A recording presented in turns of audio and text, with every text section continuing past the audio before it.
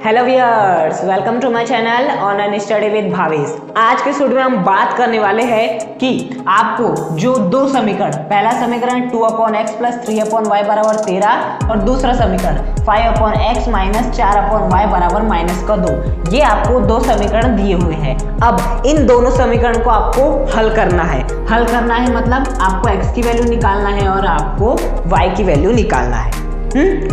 तो x और y की वैल्यू निकालना है तो आप सोच रहे होंगे कि क्यों ना यहाँ पर हम क्या लगा देते हैं, विलोपन विधि लगा देते हैं, x और y का मान मिल जाएगा। अब विलोपन विधि नहीं तो चलो हम प्रतिस्थापन विधि लगा सकते हैं। तो एक बात का ध्यान रखिए कि ये जो विलोपन विधि और प्रतिस्थापन विधि है वो रैखिक समीकरण युग्म को हल करने के लिए उपयोग में लाई जाती है। ये जो आपकी विलोपन विधि, प्रतिस्थापन विधि है, इन विधियों का हम उपयोग कब करते? जब आपको रैखिक समीकरण युग्म दिए हो। क्या ये रैखिक समीकरण युग्म है दोनों? बिल्कुल नहीं है। रैखिक समीकरण युग्म का मतलब क्या होता है? रैखिक समीकरण युग्म का मतलब होता है कि जिसमें x और y की घात क्या हो? एक हो। क्या यहाँ पर x और y की घात एक है? अब आप तो बोल रहे होंगे जी हाँ, यहाँ पर x की घात एक है, y की घात एक है, x की घात एक है, y की घात एक है। ना ना ना ना, आपको कैसा करना है? 2, ये x नीचे है, आपको नीचे रखकर घात नहीं देखने देती, x को ऊपर लाओ और फिर घात देखो। तो जब हम x को ऊपर लाएंगे तो x की घात 1 है, ये क्या हो जाएगा? x की घात -1 हो जाएगा, प्लस 3 है।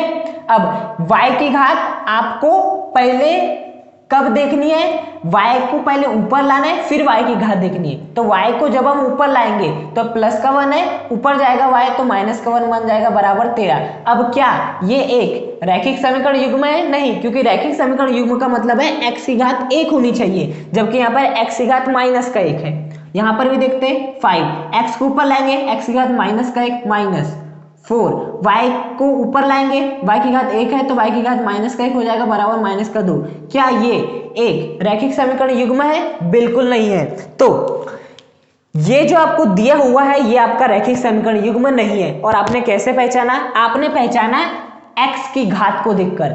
x जब भी नीचे रहता है तो सबसे पहले उसे ऊपर लाना है, ऊपर लाने के बाद देखना है कि x की घात वास्तव में 1 है या नहीं। यदि 1 है तो बस विलोपन विधि, प्रतिस्थापन विधि लगा लो, x y का मान निकल जाएगा। लेकिन यदि 1 ना हो, 1 के अलावा कुछ भी हो, जैसे -1 हो, 2 हो, 3 हो, तो आप विलोपन विधि और प्रतिस्थापन विधि के द्वारा समीकरण युग्म को हल नहीं कर सकते।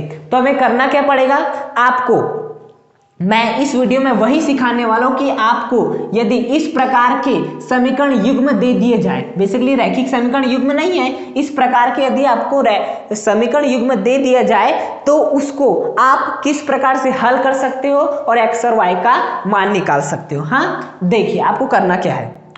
यह आपका रैखिक समीकरण युग्म नहीं है, लेकिन हम इन समीकरण युग्मों को किस में परिवर्तित कर सकते हैं? रैखिक समीकरण में परिवर्तित कर सकते हैं। रैखिक समीकरण के लिए में परिवर्तित करने के लिए बस एक ही शर्त होती है कि जो भी चर राशि होती है, जैसे x की मान ले तो उसकी घात कितनी होना चाहिए? 1 होना चाहिए। हाँ, तो बेसिकली अब चर राशि से जरूरी नहीं कि x ही हो, इसकी जगह पर p भी हो सकती है, इसकी जगह पर q भी हो सकती है। ओके, तो बेसिकली 2/x को ऐसा लिख सकता हूँ, 2 × 1/x, 2/x को हम ऐसा लिख सकते हैं ना, 2 × 1/x प्लस 3/y को क्या हम ऐसे लिख सकते हैं, 3 × 1/y लिख सकते हैं, बराबर कितना हो जाएगा? 13। उसके बाद 5/x, 5/x को हम ऐसे लिख सकते हैं, 5 × 1/x लिख सकते हैं ना, 5 × 1/x 5/x ही होता है, माइनस 4/y को हम ऐसे लिख सकते हैं, 4 × 1/y बिल्कुल लिख सकते हैं, बराबर -2। अब बेसिकली यहां पर हमें कुछ मानना है। हम मान लेंगे कि 1/x बराबर p है और 1/y बराबर q है।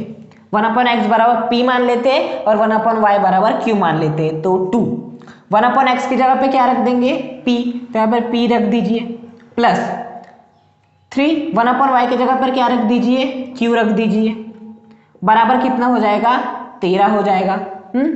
5, 1/x की जगह पर क्या रख दीजिए? p रख दीजिए, -4, 1/y की जगह पे क्या रख दीजिए? q रख दीजिए, बराबर -2।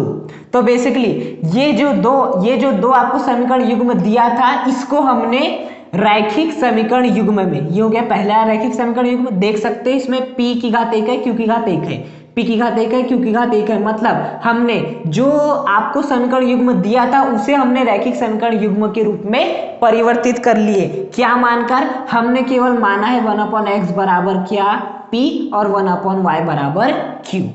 इतना मान लिया आपने। यहां से आपने इस समीकरण युग्म को रैखिक समीकरण युग्म के रूप में परिवर्तित कर लिया। बस आपको क्या कर लेना है, इन दोनों समीकरण युग्मों को क्या कर लेना है, हल कर लेना है। चाहे तो प्रतिस्थापन विधि के द्वारा कर सकते हो या विलोपन विधि के द्वारा कर सकते हो। तो आप प्रतिस्थापन विधि या विलोपन विधि किसी भी विधि के द्वारा करते हैं तो यहां से जो p और q का मान निकलेगा वो कुछ आपका इस प्रकार से निकलेगा। यहां से जो आपका p का मान निकलेगा वो निकलेगा 2 और जो आपका q का मान निकलेगा वो आपका निकलेगा 3। बिल्कुल इन दोनों समीकरण युग्मों को जब आप हल करोगे प्रतिस्थापन विधि के द्वारा या विलोपन विधि के द्वारा तो p का मान निकलेगा 2, q का मान निकलेगा 3। तो बताइए हमें किसे हल करना था? हमें हल करना था इन दोनों समीकरण युग्मों को, ना कि हमें इन्हें हल करना था। अब इन दोनों समीकरण युग्मों को हल करना था, मतलब हमें x और y का मान निकालना था। लेकिन ये दोनों समीकरण युग्म रैखिक समीकरण युग्म नहीं थे तो विलोपन विधि प्रतिस्थापन विधि हम नहीं लगा सकते थे, इसलिए हमने इन दोनों समीकरण युग्मों को रैखिक समीकरण युग्म के रूप में परिवर्तित किया।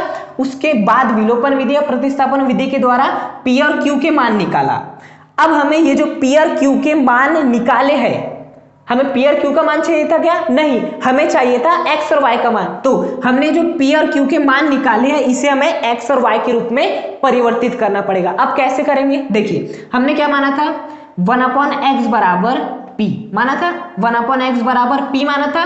तो 1/x बराबर p की वैल्यू कितनी आई है? 2 आई है। तो क्या आप यहां से x का मान निकाल सकते हैं? बिल्कुल। कैसे निकालोगे? x किस में है? बेसिकली भाग में है। जब वो इधर जाएगा तो किस में आ जाएगा? गुणे में आ जाएगा। तो 1 बराबर 2 x भाग में इधर आएगा तो किस में आ जाएगा? गुणा में आ जाएगा। तो 1 बराबर x भाग में था, इधर आया तो गुणे में आ गया। 1 बराबर 2 × x। फाइनली x की वैल्यू निकालना है। 2 किस में है? देख सकते हो गुणे में है। इधर आएगा तो किस में आ जाएगा? भाग में। तो 1/2 बराबर x, मतलब x की वैल्यू कितनी निकल गई? 1/2 निकल गई।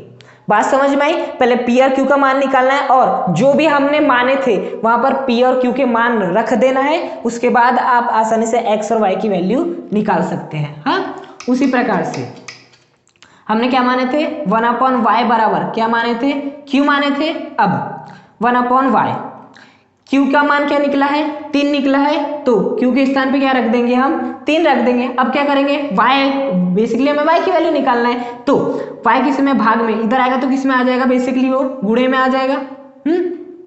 तो 1 बराबर 3, y किस में है? भाग में है। इधर आएगा तो किस में आ जाएगा? गुणे में। तो 3 × क्या आ जाएगा? y।